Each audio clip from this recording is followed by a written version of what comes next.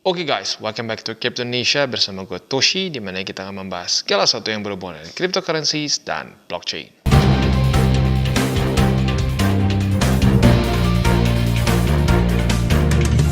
Oke, nah pada hari ini kita akan membahas mengenai satu fenomena yang sedang terjadi belakangan ini, yaitu apa ya? Mungkin maksudnya ke meme coin mania, di mana kita tahu ada PP kemarin, ya, ada juga Wall Street memes, ada juga ya banyak lah, ya banyak meme tokens yang sedang beredar.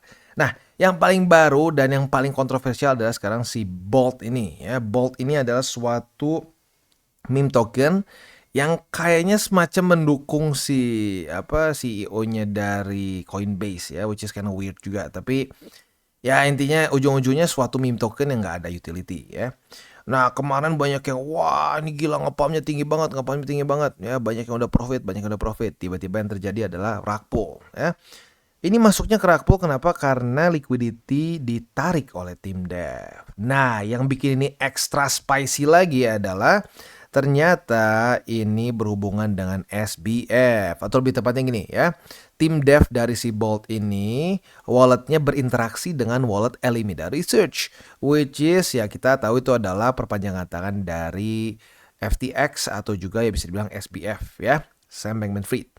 Nah, jadi ini semakin apa ya? Wah, semakin secara rumornya semakin gelap nih untuk si Bolt ini sendiri. Nah, pertanyaannya kenapa? Kenapa orang mulai berani lagi trading di meme coins, ya, atau meme token? Kalau kemarin di bull market ya mungkin ngerti lah, orang euforia ngelihat misalkan Dogecoin kayak nggak pernah turun-turun, masuk ke top 10. Jadi banyak yang pede gitu ya dengan Shiba, dengan apalagi tuh, aduh ada Buff Doge, ada macem-macem lah meme tokens gitu ya. Kalau Shiba sih masih mending, dia masih ada project ya, Shibarium gitu ya dan lain-lain gitu ya. Dia masih akan ada bikin layer 2 dan seterusnya. Tapi banyak yang nggak jelas banget kayak Buff Doge yang ujung-ujung udah mati. Gue ingat banget tuh waktu gue bilang hati-hati jangan beli. Wah dibilang ngefat. Ya itu gue ngerti, itu dalam masa bull market orang euforia. Tapi di masa sekarang yang sedang dalam keadaan masih belum benar-benar masuk ke bull market yang peak-peaknya, kenapa bisa terjadi fenomena seperti si Bolt, PP, dan seterusnya? Yang pertama adalah karena orang yang cepat kaya lah, itu udah pasti ya. Karena ngelihat ada orang yang, wah PP cuma masukin berapa ratus ribu dapat berapa puluh juta gitu ya. Wow. Tapi banyak orang yang nggak mikir, itu ngitung literally dari paling bawah, which is di tempat yang kita sendiri pun kayaknya nggak bisa beli gitu ya. Orang yang bisa dapat di harga terbawah itu adalah orang-orang dalam lagi dari si tim dev itu. Jadi ya itu sendiri udah sedikit salah cara berpikirnya, ya. Dan yang kedua itu penyebabnya adalah karena monkey brain. Nah monkey brain ini sebenarnya adalah suatu hal yang seringnya terjadi di bull market yang udah mau akhir gitu ya.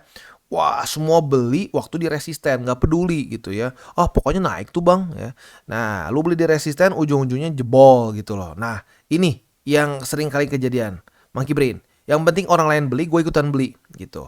Kayak di bull market 2021 gitu ya, banyak yang ditanya gitu, kenapa beli Bitcoin? Karena teman-teman gue juga beli. Nah itu kacau gitu ya.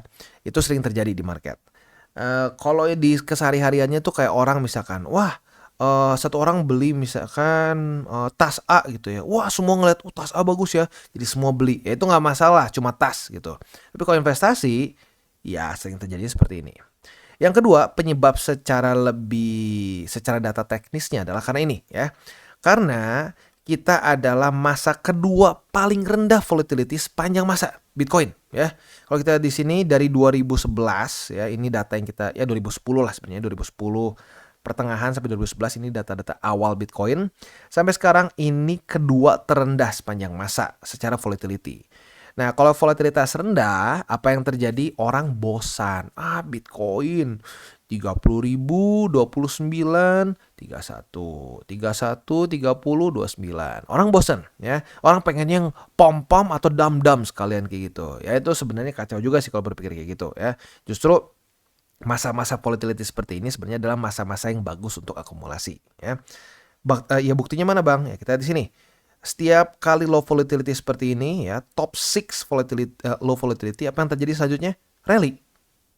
Low volatility, rally, low volatility, rally, rally, rally, rally, dan gue nggak mau ngomong pasti rally ya, tapi secara sejarahnya volatilitas rendah, top 6, setiap terjadi low volatility apa? Rally. Gitu. Jadi Ya, intinya apa? Kebanyakan orang tuh kenapa banyak yang tertarik ke sini karena nggak sabar. Ah, BTC nggak kemana-mana. Kalau naik juga cuma naik berapa persen sih? Yang kayak begini bisa naik ribuan persen. Yes, bener, bener. Lu bisa kayak mendadak.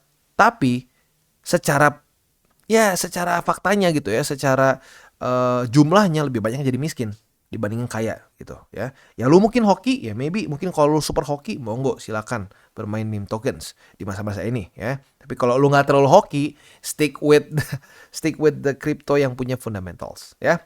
Nah, selain dari itu juga gue ingatkan ini adalah tahun ketiga. Jadi volatilitas kedua terendah sepanjang masa dan ini tahun 3. Tahun 3 ini seperti yang gue sudah sering bahas, ini adalah teori 28 November ya. Lebih tepatnya cycle 28 November. Ini adalah suatu teori yang diajukan oleh Cryptocon ya.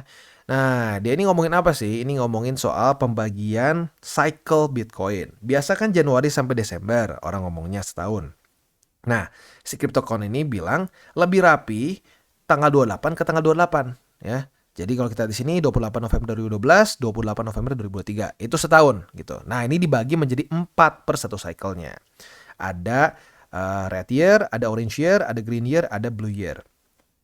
Tahun terbaik untuk akumulasi sepanjang data ini pernah ada ya, which is baru 2012 ya. Itu menunjukkan bahwa setiap tahun ketiga adalah masa-masa terbaik untuk akumulasi. Dan bisa dibilang nyaris semua bottom itu terjadi di tahun ketiga atau mendekati tahun kedua antara itu ya. Jadi antara 2 atau 3 semua terjadi di situ. Nah, jadi lagi-lagi ya, apapun itu lu mau sekarang bearish atau bullish secara long term atau medium term atau short term, ini adalah waktu yang salah satu terbaik secara statistik untuk kita akumulasi Bitcoin gitu ya. Nah, sekarang moga-moga nih ya monkey brain-nya mulai turun karena gini ya, monkey brain itu bukan ejekan. Semua kita manusia tuh punya monkey brain. Tugas kita apa? Membuat monkey brain itu nggak menguasai otak kita gitu ya. Nah, moga-moga ya penguasaan dari si monkey brain ini mulai berkurang ya, mulai masuk ke data, statistik dan fakta gitu ya. Ya inilah statistik lah ya. Kalau fakta lagi-lagi kita nggak bisa ngomongin fakta karena kita ngomongin statistik ya. Dari cycle-cycle sebelumnya seperti ini. Nggak berarti cycle selanjutnya pasti sama, tapi biasanya akan rhyme atau berirama gitu ya. Nah, sekarang pertanyaannya nih, udah kebayang di otak nih. Oke Bang, ngerti Bang ya. Jangan main meme tokens ya. Kalau mau dikit gue balikin ke lu lah. Tapi kalau gue pribadi sih nggak tertarik begitu. Tapi buat lu yang suka gitu ya, asik nih Bang. Kalau nge-pump tuh kayak endorfinnya naik ya, monggo silahkan ya. Itu sedikit kayak judi. Tapi kalau gue pribadi secara dari kacamata investment ya balik lagi mending ke Bitcoin, Ethereum dan sedikit altcoins di masa ini ya. Nah, buat lu yang sudah mulai kepikir, oke Bang, oke. DCA. Di mana? Nah, lu bisa pertimbangkan untuk DCA di BingX ya. Kenapa di BingX? Kita akan bahas karena ada berbagai macam bonus yang sudah menanti lo. Oke, alasan pertamanya adalah karena user mereka sudah mencapai 5 juta lebih ya. Jadi ya sudah banyak banget penggunanya dan sudah ada 600 lebih cryptocurrency yang listed di BingX. Jadi harusnya sih pair kita bisa kepilih yang kita suka ya. Selain dari itu juga lengkap dan ini cocok dari newbie, intermediate sampai advance ya. Buat yang newbie berpikir bahwa aduh Bang, gua ngeliat chart tuh langsung pengen muntah, pusing gitu ya, mual. Ada nggak Bang? Gue pengen DCA murni, gue nggak mau lihat chart, gue pengen beli BTC aja atau pengen beli Ethereum aja. Monggo bisa ya. Lo klik di sini spot convert. Ini the easiest way to buy crypto ya. Kita tinggal ganti di sini mau beli pakai USDT, silakan tinggal kirim USDT ke sini ya. Lalu misalkan lo mau beli BTC setiap hari Senin jam 7 pagi ya. Kenapa ya? Mungkin ada yang ngitung waktunya pas gitu ya, feng shui-nya bagus atau anginnya dari mana lah gitu ya. Monggo silakan tinggal kalian masukin aja berapa. Misalkan per bulan gua mau akumulasi BTC $100, $1.000, $10.000, tergantung kantong lu masing-masing. Mau ingatkan sekali lagi jangan pakai uang panas ya, karena itu aturan nomor 1 yang paling haram di investasi, pakai uang panas. Lu mau caranya secanggih apapun kalau udah pakai uang panas tuh kayak ada setannya, ujung-ujungnya minus gitu ya. Nah, ini cara yang paling mudah, convert. Cara yang pengen mungkin lebih mendekati ke DCWT, bisa trading spot di sini ya. Trading spot di sini otomatis kita pakai chart. Nah, buat di sini lu bisa pelajari caranya seperti apa di DCWT dan kita literally kita guide lu step by step ya. Itu untuk secara posisi spot. Buat yang pengen trading derivatives, boleh ya, bukan nggak boleh kita trading futures ya, boleh banget kok. Tetapi hati-hati jangan sampai over leverage seperti biasa ya. Di sini ada perpetual futures dan juga standard futures. Ini yang lebih mudah, tapi gue pribadi udah biasa pakai perpetual ya. Buat lo yang pengen coba standard, monggo ya. Juga di sini ada copy trading buat lo yang ngerasa bahwa bang, gak ngerti tetap bang, gak mudeng. Pokoknya pengen profit aja, bisa nggak? Bisa pakai copy trade di sini ya. Lo tinggal follow trader-trader yang sudah terbukti di sini secara statistiknya ya. Ada yang misalkan udah ROI-nya 74%, 30 hari ke belakang dan seterusnya. Tinggal disesuaikan ke resiko lu masing-masing atau risk tolerance lu masing-masing ya. Ini gue ingat banget waktu copy trade ini awal-awal waktu gue ngebahas si BingX ini masih baru-baru banget. Sekarang udah 6 juta copy relationship di BingX. Luar biasa ya, berarti sangat sukses menurut gue ini programnya ya. Dan juga nggak harus futures, lu pengen spot juga bisa ya. Jadi literally lengkap banget di BingX. Dan yang paling orang Indo suka adalah apa? Promo. Di sini literally BingX ini salah satu cryptocurrency exchanger yang paling penuh promo. Bahkan sampai ada promo center di sini ya. Ada BingX Reward Program ya, ada Julie Fed Meeting in Spotlight di sini ya. Lalu juga ada anniversary dia dan banyak lagi. Buat lo yang belum punya akun di BingX ya dan pengen punya, bisa pertimbangkan untuk menggunakan link referral gue di bawah. Kenapa? Ini dia alasannya. Alasan pertama adalah buat lo yang belum punya akun di sini ya. New sign up rewards bisa untuk spesifik channel gua ya. Jadi memang gua ada kerja sama dengan BingX ya. Buat lo yang menggunakan link referral gua di bawah, lo bisa mendapatkan ekstra lagi reward sebesar 20 USDT bonus ya, dan 40 USDT bonus dengan syarat dan ketentuan di sini ya. Plus juga ada extra newbie rewards yang lo bisa dapatkan lagi di luar dari promo ini ya. Jadi untuk yang menggunakan link referral gua di bawah bisa ada tambahan 60 USDT. Setelah itu kalau lo mengikuti lagi untuk yang dari program BingX sendiri, bisa langsung ikutannya extra newbie rewards mencapai 5.125 USDT. Nggak main-main ya. Dan bahkan yang gila di sini nggak perlu KYC buat lo yang malas, walaupun aduh udah KYC aja lah ya biar gampang gitu. Tapi buat lo yang malas KYC, nggak KYC pun aman di sini ya. Nah selanjutnya juga di sini ada Julie Trading Campaign, walaupun sampai Agustus lebih tepatnya ya. Buat elu yang sudah nonton DCWT gua, kemungkinan besar sudah sering dengar mengenai promo ini ya. Dari tanggal 15 Juli sampai tanggal 15 Agustus, lu bisa mendapatkan hadiah utamanya adalah MacBook Air 2023 yang 15 inci ya, dengan spek yang max out nih. Buat elu yang pengen trading pakai MacBook gitu ya, silakan bisa di sini.